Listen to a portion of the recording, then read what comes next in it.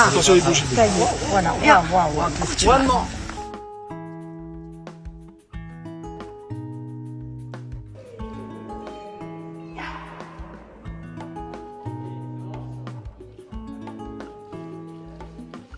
Et la surprise de cette visite, c'est le déplacement à Chengdu du couple Macron. Donc Chengdu qui est la capitale du Sichuan, mais qui est également très connue dans le monde entier pour sa base des pandas. Et je pense entre autres à Brigitte Macron de rendre visite à Yuanmang, qui est le premier panda à être né sur le sol français. Et qui a été rapatrié à Chengdu en juillet 2023. Et Brigitte Macron, elle est la marraine de Yuanmang. Elle était présente lorsqu'il a reçu son nom à Beauval. Alors j'ai eu la chance d'assister à la cérémonie de nommage de Yuanmang. C'était en décembre 2017, je m'en souviens très bien. Et surtout, sa marraine était Brigitte Macron, donc l'épouse de notre président de la République. Et j'ai le souvenir d'une cérémonie en effet où Yuanmang était quand même relativement agité. Il a même grogné après la première dame. Donc, et puis j'ai eu aussi la chance de le voir de très près. Et donc c'est voilà, pour moi j'en ai vraiment le souvenir. C'est l'époque où Yuanmang était encore connu pour avoir ce poil un peu rose qu'il a rendu célèbre dans le monde entier. Donc voilà, c'était un panda vraiment particulier, atypique, et je suis content aujourd'hui de voir qu'il a atteint l'âge adulte lorsque il a reçu son nom, et je sais exactement ce que ça signifie.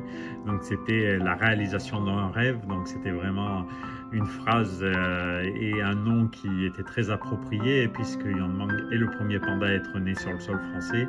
Et c'est vrai que c'était et pour la France et pour le zooparc de Beauval qui avait accueilli ces pandas en janvier 2012, un vrai succès de voir cette naissance et ce panda qui survit.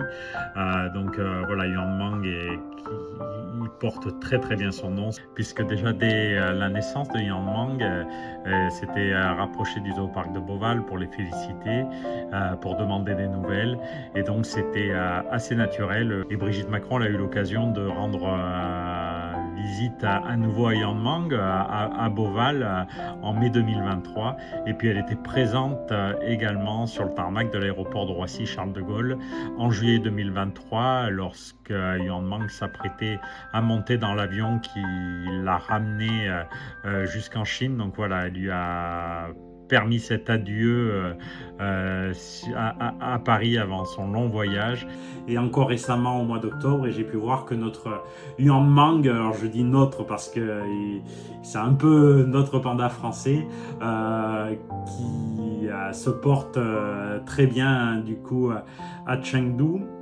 Alors cette visite, pour moi en tant qu'ambassadeur des pandas, j'en attends également peut-être que le sujet de la poursuite du prêt de pandas au zooparc de Beauval soit discuté. Mais bien sûr, l'amitié entre nos deux peuples, la France et la Chine, ne s'arrête pas avec le panda géant. Moi j'ai eu la chance de me rendre plusieurs fois en Chine, de nombreuses fois dans la province du Sichuan, de parcourir cette province large et riche.